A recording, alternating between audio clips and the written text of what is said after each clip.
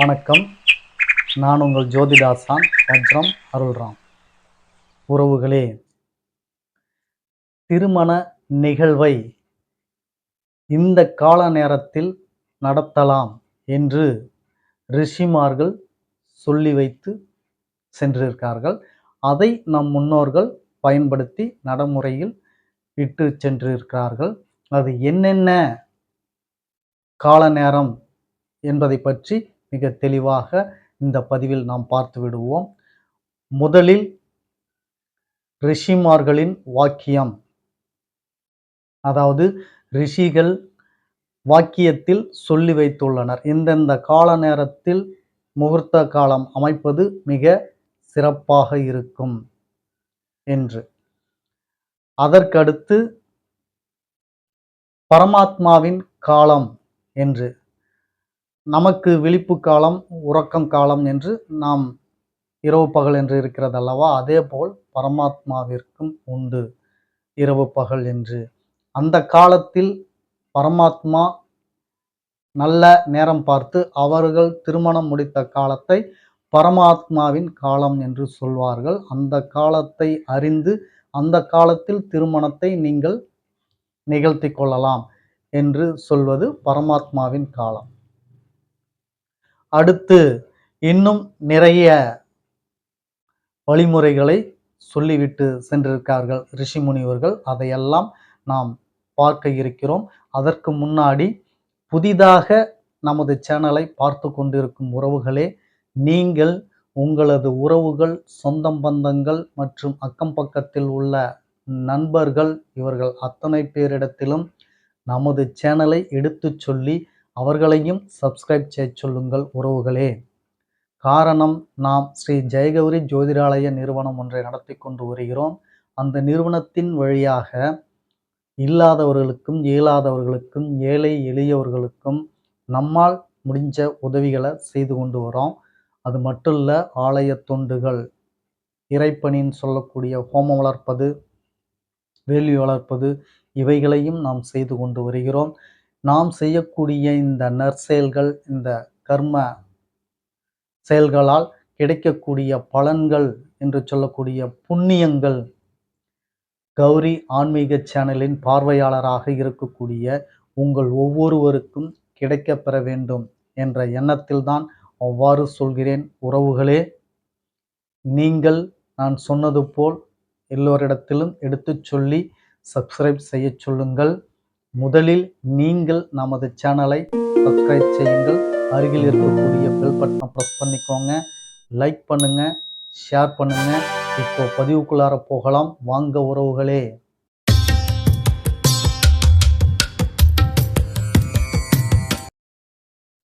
உறவுகளே, திருமண நிகழ்வை நடத்தக்கூடிய கால நேரம் ரிஷிமார்கள் சொல்லி வைத்த ரிஷி வாக்கியம் அப்படின்றத பார்த்தோம்.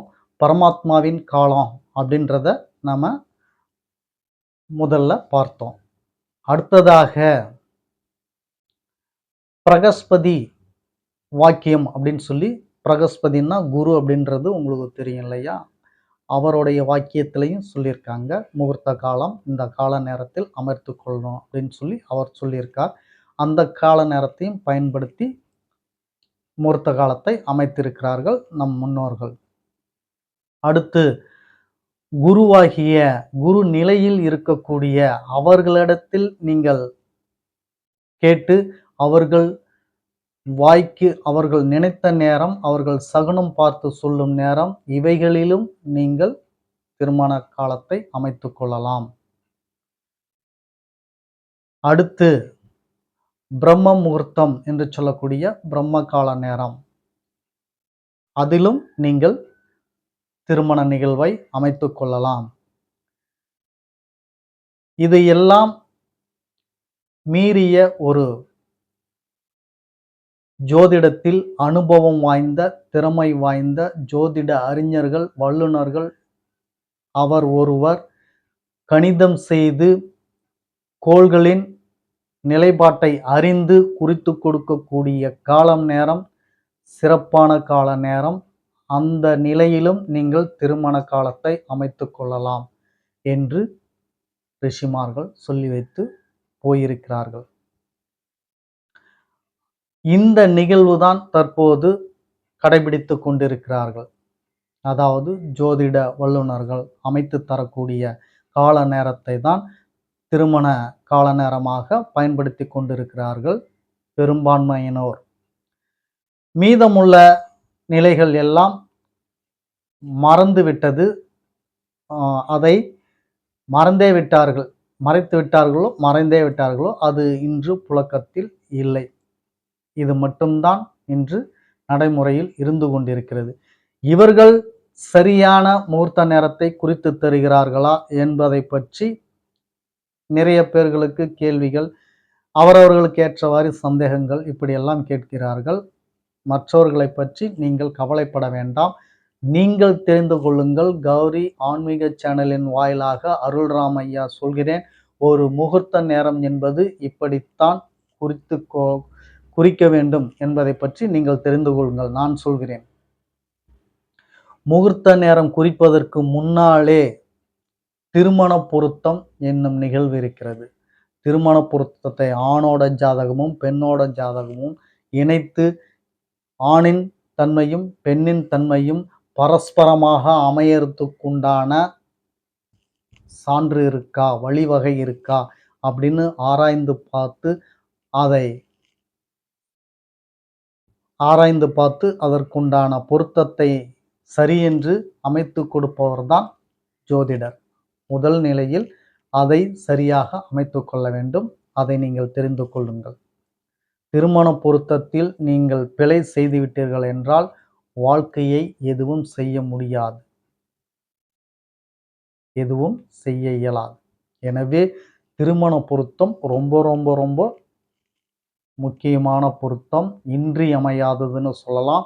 60% பலன் திருமண பொருத்தத்தில் தான் இருக்கு. திருமணம் என்னும் நிகழ்வில் 60% பொருத்தம், பாக்கியம், பலன், இப்படி எது வேண்டாமானாலும் சொல்லலாம். 60% இந்த திருமண பொருத்தத்தில் இருக்கு. சரி, அப்படி என்ன இருக்கு என்று பார்த்து விடலாம்.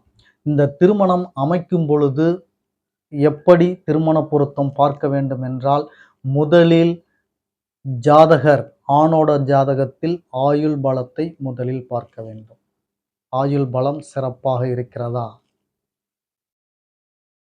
அடுத்து பெண்ணோட ஜாதகத்தில் ஆயுள் பலம் சிறப்பாக இருக்கா? சரி, ஆயுள் ஓகே. அடுத்தது என்ன பார்ப்பீர்கள்?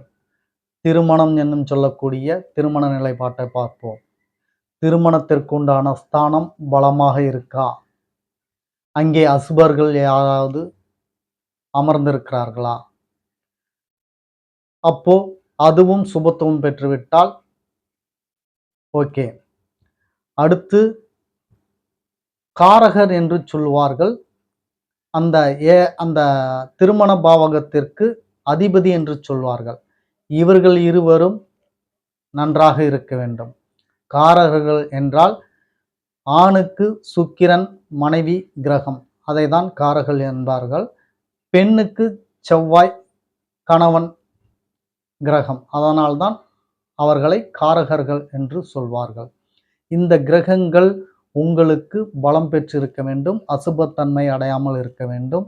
அதேபோல் திருமண பாவகத்திற்கு உண்டான அதிபதி என்று சொல்லக்கூடியவர் அவரும் உங்களுக்கு அசுபத்தன்மை இல்லாமல் இருக்க வேண்டும், அசுப ஸ்தானத்தில் அமராமல் இருக்க வேண்டும்.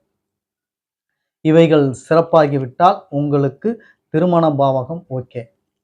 ஆயுள் பாவகம் சரியாகிவிட்டது, திருமண பாவகமும் சரியாகிவிட்டது. அடுத்தது திருமணம் முடிச்சுட்டு என்ன பண்ணுவீங்க? குடும்பம் நடத்தணும் இல்லையா? அப்போ குடும்பம், உறவு, பந்தம் அப்படின்ற அந்த வாழ்க்கை என்னும் சொல்லக்கூடிய பாவகம் உங்களுக்கு சிறப்பா இருக்கா அப்படின்னு சொல்லி பார்க்கணும். அதனுடைய அதிபதி சிறப்பா இருக்காங்களா அப்படின்னு சொல்லி பார்க்கணும். அப்போ அந்த பாவகத்தை பார்த்து விட்டால் அது உங்களுக்கு சிறப்பாகத்தான் இருக்கு அப்படின்னா ஓகே. ஆயுள் பார்த்தாச்சு, திருமணமும் ஓகே. அப்போ இருவரும் இணைஞ்சு குடும்பம் நடத்துவாங்க, அதுல பொருளாதார ஈட்டம், அது ஓகே. அடுத்தது என்ன? வாரிசு. தலைமுறை தலைமுறையாக, வாழையடி வாழையாக, பரம்பரை நிகழ வேண்டும். அப்படி என்றால் வாரிசு யோகம் அதுக்கு தேவை. அந்த வாரிசுக்குண்டான பாவகத்தை நீங்கள் பார்த்து அது சிறப்பாக இருக்கிறதா என்று நீங்கள் முடிவு செய்து கொள்ள வேண்டும். அதுவும் ஓகே என்று சொல்லிவிட்டீர்கள் என்றால், ஒரு மனிதனை அடையாளம் காட்டுவது ஐடென்டிஃபை, அதாவது உங்களுக்கு போலீஸ் போகிறார், டாக்டர் போகிறார், இன்ஜினியர் போகிறார், நீதிபதி ஐயா போகிறார் என்று தன்னை அடையாளப்படுத்துவது, அதற்கென்று ஒரு பாவகம் இருக்கு. செய்யும் தொழில், செய்யக்கூடிய வேலை, இந்த பாவகத்தின் நிலையில்தான் உங்களது அடையாளம் நிர்ணயம் செய்யப்படுகிறது. அப்போ அந்த பாவகம் உங்களுக்கு சிறப்பாக இருக்கிறதா என்று பார்க்க வேண்டும். பெண்ணுக்கு சிறப்பாக இருக்கிறதோ இல்லையோ, ஆணுக்கு கட்டாயம் சிறப்பாக இருக்க வேண்டும். இதில் முக்கியத்துவம் பார்த்து கொள்ளலாம். இது கொஞ்சம் விதிவிலக்கு இருக்கு. பெண்ணுக்கு சரியாக இல்லாவிட்டாலும் சரி, அல்லது ஆணுக்கு சரியாக இல்லாவிட்டாலும் சரி, ஒருத்தருக்கு சிறப்பாக இருந்துவிட்டால் பொருத்தலாம். இப்படி நீங்கள் திருமண பொருத்தம் என்னும் பொருத்தத்தில் இத்தனை நிலையில் நீங்கள் பார்த்து பொருத்தம் செய்ய வேண்டும். அப்படியெல்லாம் பார்த்து பொருத்தம் செய்கிறார்களா என்பதை நீங்களே தெரிந்து கொள்ள வேண்டும் உறவுகளே. சரி, இதை முடித்து விட்டீர்கள். அடுத்தது 20% முகூர்த்த நேரத்திற்கு வருகிறோம். முகூர்த்த நேரம் எப்படி குறிக்க வேண்டும் என்று சொன்னால், பஞ்சாங்கத்தில் ஒரு பக்கத்தில் ஒரு மாதத்திற்குண்டான நாட்களை போட்டு, அந்த நாளில் கிழமை, தேதி, தமிழ் தேதி, ஆங்கில தேதி, அது மட்டுமல்லாமல் கிழமை, அதற்கடுத்தது திதி, நட்சத்திரம், யோகம், கரணம், அமிர்தாதி யோகம், நேத்திரம், ஜீவன், அகஸ், ராசி இருப்பு, இப்படி அந்த களம் முழுவதும் கொடுத்திருப்பார்கள். இந்த நான் சொல்வது அத்தனையும் உங்களுக்கு சிறப்பானவைகளை தேர்ந்தெடுத்து கொள்ள வேண்டும். உதாரணத்திற்கு கிழமை என்றால், இன்று நிறைய பேர் ஞாயிற்றுக்கிழமைகளில்தான் தேதி வைக்கிறார்கள், முகூர்த்த காலம் அமைத்துக் கொள்கிறார்கள். ஞாயிற்றுக்கிழமை உஷ்ணமான நாள், சூரியனின் அனுகிரகம் பெற்ற நாள். அது அந்த கிழமைகளில் வைத்தால் முகூர்த்தம் நேரம் உங்களுக்கு சிறப்பாக அமைந்து விடுகிறதோ எப்படியோ, வாழ்க்கை எப்படி இருக்க வேண்டும் என்பதை நீங்களே யோசித்துக் கொள்ளுங்கள். சூரியன் அசுப கிரகம், சுபகிரகம் கிடையாது, தெரிந்து கொள்ளுங்கள். சரி, என்னென்ன கிழமைகளில் வைக்கலாம் என்று கேட்டீர்களே என்றால், திங்கள், புதன், வியாழன், வெள்ளி, இவைகள்தான் சுப நாட்கள். இந்த நாளில்தான் நீங்கள் திருமணம் அமைத்து கொள்ள வேண்டும். அதற்கடுத்தது திதி, சுப திதிகள் என்று இருக்கிறது. சிலர் அமாவாசை திதியை சுப திதி என்று சொல்கிறார். அது அதற்குண்டான டாபிக் அது பெருசா போகும். அதற்கு நான் பதிவு தனியாக போடுகிறேன். பௌர்ணமி திதி சுப திதி, இதில் எந்த மாற்றமும் இல்லை. அதேபோல் துதியை, திருதியை, சதுர்த்தி, பஞ்சமி, இது போன்ற சுப திதிகள் எல்லாம் இருக்கிறது. இந்த சுப திதிகள் ஏதேனும் ஒன்று இருக்க வேண்டும்.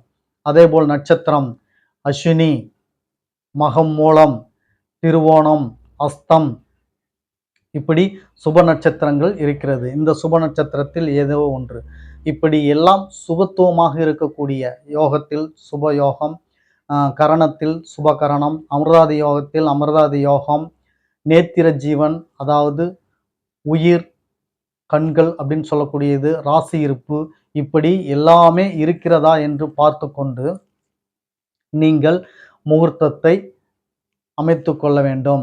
இதில் எல்லாமே நீங்கள் சிறப்பாக இருக்கக்கூடிய, சுபமாக இருக்கக்கூடியதை எடுத்து முகூர்த்த நேரம் அமைத்து கொண்டீர்கள் என்றால் 20% ஓகே. இப்போ மீதி 20% என்ன என்று கேட்டீர்கள் என்றால், அதுதான் சாந்தி முகூர்த்தம். சாந்தி முகூர்த்தத்தை அமைப்பதற்கு இன்று நிறைய பேர்களுக்கு வரைமுறை இல்லாமல், திருமண நாள் நல்ல நாள் தானே, அன்றே செய்துவிடலாம் என்று அப்படியெல்லாம் அமைத்துக் கொள்கிறார்கள். அப்படியெல்லாம் செய்யக்கூடாது. சாந்தி முகூர்த்தத்துக்கென்று நேரம் பார்ப்பதற்கு வரைமுறைகள் உள்ளது, விதிமுறைகள் நம் முன்னோர்கள் கொடுத்து வைத்துவிட்டு போயிருக்கிறார்கள். சாஸ்திரத்தில் இருக்கிறது.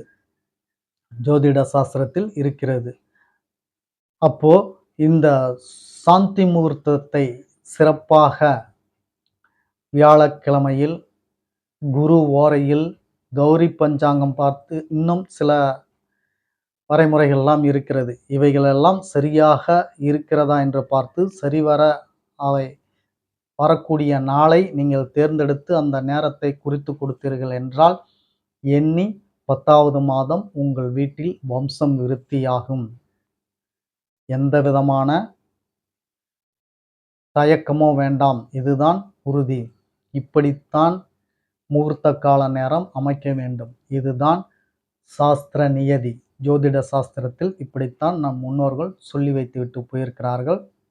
இதுபோல் நீங்கள் அமைத்துக்கொண்டு வாழ்க்கையை இன்பமாகவும் மகிழ்ச்சியாகவும் அமைத்துக்கொள்ள எல்லாம் வல்ல என் அப்பன் திருச்சிற்றம்பலம் ஆசியோடு உங்களுக்கு ஆசியை சொல்லிக்கொண்டு மற்ற பதிவில் உங்களை சந்திக்கும் வரை உங்களுக்கு நன்றி வணக்கம் சொல்லிக் கொள்கிறேன் உறவுகளே.